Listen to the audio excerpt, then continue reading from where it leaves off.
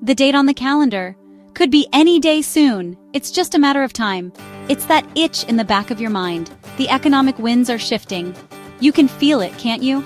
It's a whisper in the news, a slight tremor in the stock market, a feeling in your gut that tells you to be ready. A financial crisis isn't a matter of if, but when. It can arrive without warning, a storm that threatens to wash away everything you have worked so hard for. But I am here to tell you that you do not have to be a victim of these circumstances. You have the power to build a financial fortress, a shelter that will keep you safe and secure no matter how hard the rain falls. It is not about fear. It is about empowerment. You cannot control the global economy. You cannot control interest rates. You cannot control inflation. What you can control is you. You control your actions, you control your decisions, and you control your mindset. Preparing for a financial crisis is the ultimate act of self-respect and self-love. This isn't about complex financial jargon or risky schemes. It is about simple, powerful, and actionable steps that anyone, and I mean anyone, can take to stand in their financial truth and protect their future. The goal is not just to survive, but to thrive.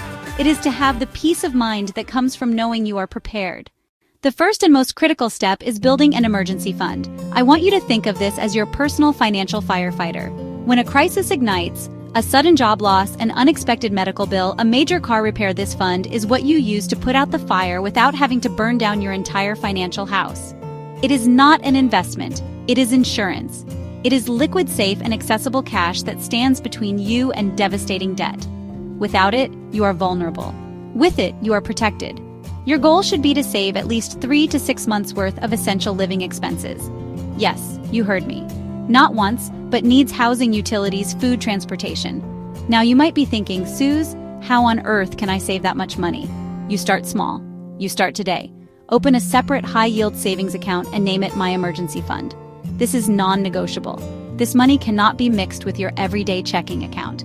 Set up an automatic transfer from your paycheck, even if it's just $25 or $50 to start. The amount is less important than the consistency. The second hack is to diversify your income. What does that mean? It means you cannot rely on a single paycheck anymore. In today's economy, the idea of a job for life is a dangerous fantasy. Companies downsize, industries change, jobs can disappear overnight. Relying on one source of income is like standing on a one-legged stool. It is unstable, it can be kicked out from under you at any moment. To be truly secure, you need to build a stool with multiple legs. You need to create several streams of income so that if one dries up, you have others to support you. This is not just a good idea, it is essential for survival in the modern world. So how do you create these extra streams of income?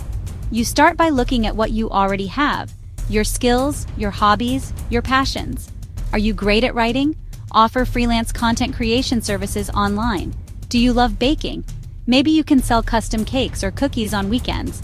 Are you organized and good with details? You could become a virtual assistant for a few hours a week. Think about the gig economy. Driving for a rideshare service, delivering food, doing handyman tasks through an app. The goal is to find something that you can do in your spare time that brings in extra cash, even if it's just a few $100s a month. The third hack is to manage your debt wisely. Debt, especially high-interest debt, is a cancer on your financial well-being.